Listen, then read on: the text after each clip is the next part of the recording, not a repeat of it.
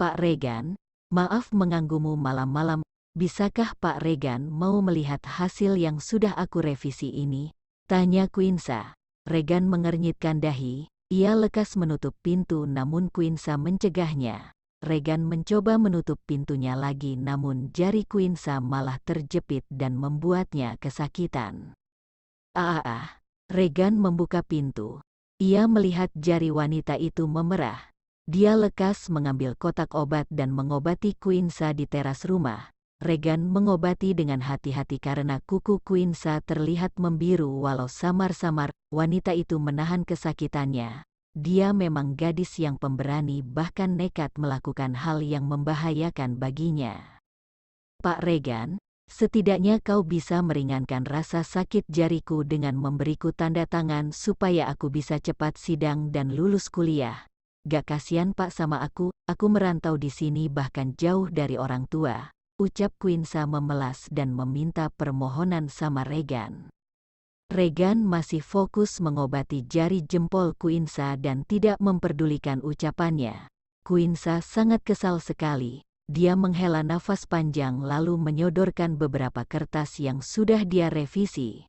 Regan berdiri. Ia lekas masuk lagi namun Quinsa mencegahnya. Pak Regan, tidak mau melihat dulu? Sebentar saja. Aku ini anak rantauan. Apa Bapak gak kasihan? Tanya Quinsa. Regan membalikan badannya. Ini di luar jam kerja saya. Kau bisa pulang sekarang. Quinsa hanya bisa menghela nafas panjang. Dia mengangguk paham dan lekas berjalan meninggalkan rumah Regan. Dia sangat kesal sekali mempunyai dosen pembimbing yang sangat sulit ditaklukkan. Namun sepertinya itu hanya kesialan Quinsa saja karena teman-temannya dengan cepat mendapatkan tanda tangan dari Regan. Regan memandang Quinsa dari jendela. Ia mengingatkannya pada mantan istrinya dulu yang berusaha mengejarnya supaya bisa mendapatkan tanda tangan dan bisa melanjutkan sidang skripsi. Namun revisi yang terjadi, bahkan parahnya saat itu Regan membuang hasil skripsi dari mantan istrinya. Maka dari itu Regan sekarang ini lebih berhati-hati pada perasaan anak didiknya. Dia tak ingin menyakiti dengan hal seperti itu lagi. Keesokan harinya, Quinsa berjalan lemas menuju ruangan Regan. Ia sudah pasrah jika hari ini ditolak lagi dan dia sudah menyiapkan rencana untuk pulang kampung saja jika tidak berhasil lulus dari skripsi. Quinsa membuka pintu ruangan Regan. Ia tak mendapati pria itu di sana. Dia memutuskan untuk keluar sambil memeluk hasil klipingan yang dia perkirakan terakhir kalinya. Wanita itu menunggu di lorong sembari melamun tidak jelas dan sampai suatu ketika dia mendapatkan telepon dari papanya. Halo, Pah, kenapa kau mau pulang? Kesel aku. Pah, aku gak dapat tanda tangan dari dosen killer itu. Aku mau balik saja dan nikah sama teman papa itu. Biarlah omom yang penting banyak duit. Quinsa sudah sangat kesal sekali.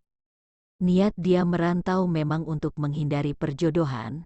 Ia ingin membuktikan jika dirinya bisa lulus dengan nilai baik dan mencari pekerjaan yang bergaji besar untuk melunasi hutang sang papanya karena bangkrut dan harus menggaji para pegawainya.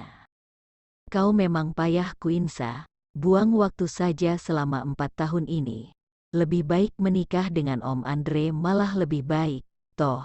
Setinggi-tingginya kau kuliah akan jadi ibu-ibu berdaster juga. Quinsa mengerucutkan bibirnya. Ucapan sang papa yang terakhir memang membuatnya tidak setuju. Tak ingin berdebat. Ia hanya mengiyakan saja. Ya udah, Pah.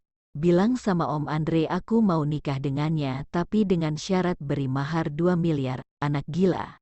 Hutang papa sudah dibayar dia saja sudah sangat beruntung. Ini lagi malah minta mahar besar. Quinsa menutup ponselnya. Dia mendengus kesal dan ternyata Regan sudah ada di depan pintu untuk masuk ke ruangannya. Quinsa lekas mengikutinya. Dia menggigit bibirnya lalu menyodorkan skripsi terakhirnya. Regan menatap Quinsa sambil membuka lembar demi lembar. Quinsa menelan ludah dan memalingkan wajahnya. Umur berapa? Tanya Regan. Quinsa mengernyitkan dahinya. Ia mulai memberanikan diri menatap sang dosen. 23, Pak. Regan mengangguk. Ia menatap tulisan demi tulisan yang sudah terlihat rapi lalu menutupnya tanpa mencoret-coretnya seperti biasanya. "Pak, tidak ada kesalahan, jadi bisa langsung ditandangani dong?" tanya Quinsa. "Saya akan cek dulu. Kau bisa keluar." Quinsa semakin takut. Regan tak langsung memberinya tanda tangan. Ia menghela nafas dan berterima kasih karena sudah memberinya kesempatan. Saat Quinsa akan keluar tiba-tiba Regan mengucapkan sesuatu. "Saya tunggu jam 7 di rumah saya ya." Quinsa menoleh. Ia bingung dengan permintaan Regan. Regan menyuruhnya untuk pergi sementara itu Quinsa langsung pergi begitu saja. Regan tersenyum kecil melihat tingkah Quinsa yang menggemaskan. Karena sudah tidak ada urusan di kampus, dia memutuskan untuk ke mall saja. Dia tidak membeli namun hanya melihat-lihat saja. Biasa, anak muda sepertinya tak mampu membeli jika bukan uang dari orang tuanya. Saat sudah berada di mall, ia mendapat telepon dari Om Andre. "Om Andre, ada apa?" "Kata papamu kau mau menerima lamaranku." "Iya. Asal maharnya 2 M. Om Andre tertawa. Sangat mudah sekali baginya untuk memberi mahar sebesar itu. Quinsa menutup teleponnya. Ia melanjutkan berjalan-jalan sambil memikirkan hasil skripsinya. Art. Semuanya memang sangat membuatnya bingung. Jika Regan tidak memberinya tanda tangan maka pernikahannya dengan Om Andre terjadi karena Regan. Dan itu adalah salah Regan. Quinsa menggelengkan kepalanya. Ia tak ingin mengingat Regan untuk saat ini. Dia akan berserah diri dengan hasil skripsinya jika dicoret-coret lagi. Quinsa tiba-tiba mendapatkan pesan dari salah satu temannya yang berjuang untuk mendapatkan tanda tangan dosen pembimbingnya setelah revisi 4 kali. Quinsa merasa sangat kesal sekali. Kenapa keberuntungan tidak berpihak kepadanya? Semua ini gara-gara Regan yang seenak jidat memperlakukannya tidak adil. Setelah lulus nanti dia akan membalas dendam pada Regan. Setelah puas berjalan kaki keliling mall, Quinsa segera pulang ke kosnya. Setidaknya dia menghilangkan beban beratnya walau sementara.